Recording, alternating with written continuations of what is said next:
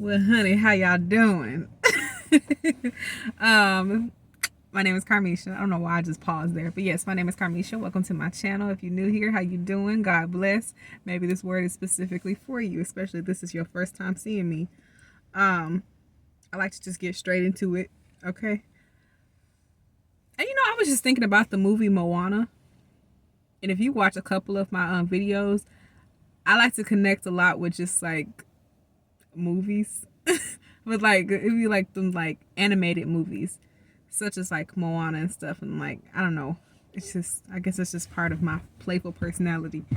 But I was just thinking about Moana, and if you know, like Tahiti and Tafiti are like the same person or the same goddess or whatever. But basically, Tafiti is basically like this beautiful island. And she's beautiful. She's like all green. She produces life and stuff. And it comes from her heart. Literally from her heart.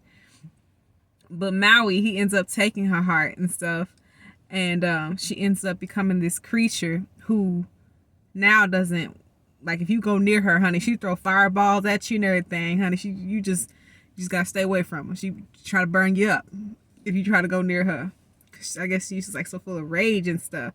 But nobody knew that it was the same person until Moana got up on her, and she was just like, "This is your heart," you know.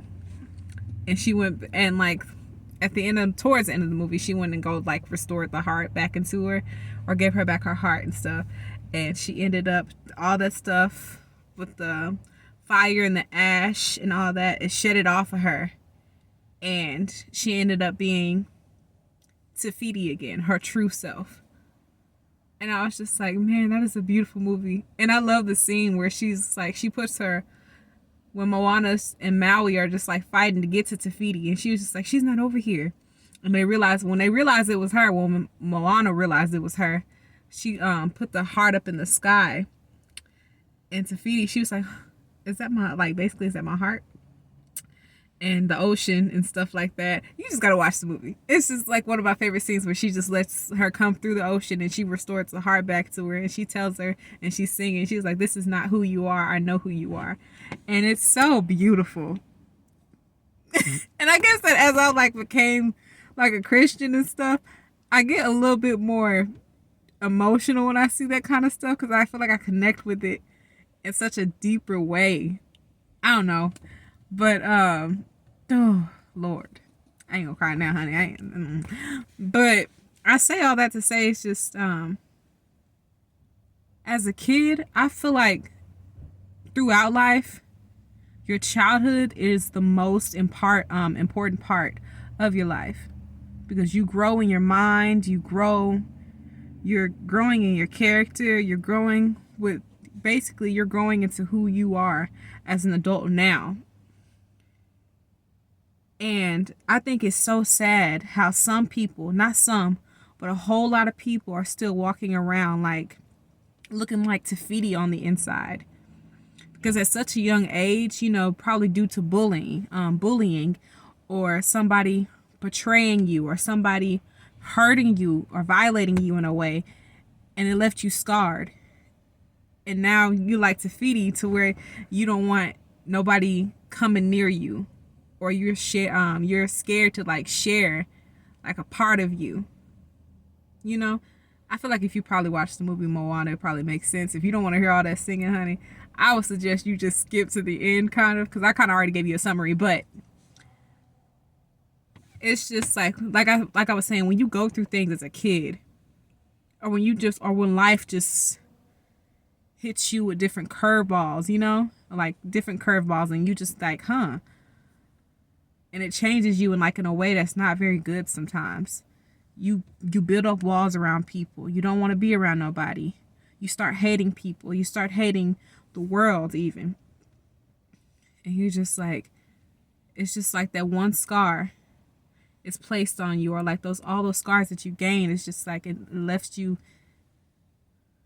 feeling trapped on the inside.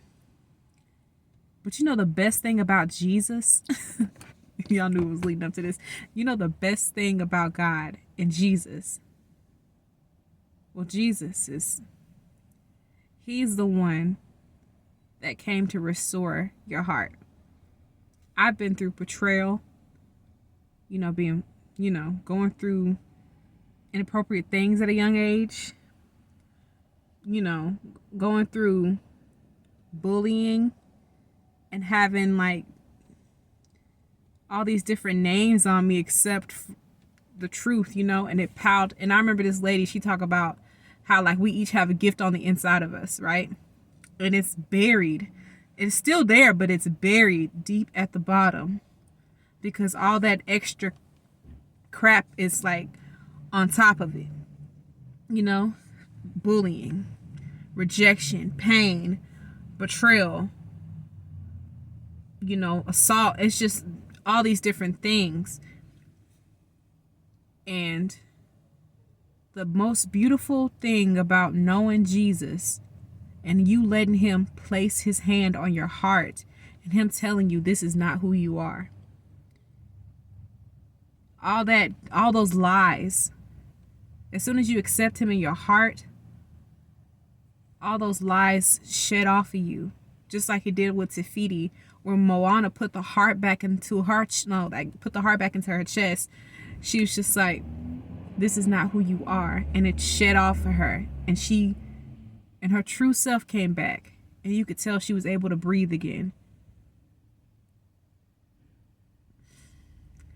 I guess what I'm trying to say is that like when you let Jesus, like I was telling you, when you let Jesus place his hand on your heart and you let him touch your wounds, you don't have to run away from Jesus. He knows that they're there, but he's a gentleman. And he's going to be like, okay, whenever you're ready, But when he places his hand on your heart, all the lies shed off, all the scars shed off, everything. And he restores you back to your true self, which is his child. If you were left fatherless by your earthly father, you are his. If you were left motherless, you are his. If somebody called you ugly, unworthy, or, not enough, you are more than enough to him because he believes you are worth it. And he died not just so he could be like, nah, you got to live for me. He died out of hope that you would just be like, hey, will you give me a chance? I love you that much. And I want to give you a peace that surpasses all understanding. I know that there's things that you've been through, things that have left you tainted, and things that have left you thinking that you can't trust anybody, but you can trust me. For my yoke is easy. For my yoke is light, and he's humble in his heart. That's the best thing about him. So if you don't know Jesus, honey, you need to fall in love with the Lord because he is really, really good. And if you just knew how loved you were in him, I promise you wouldn't want anything or anybody else. I hope this blesses somebody. I hope you have a beautiful day. And yes, God bless.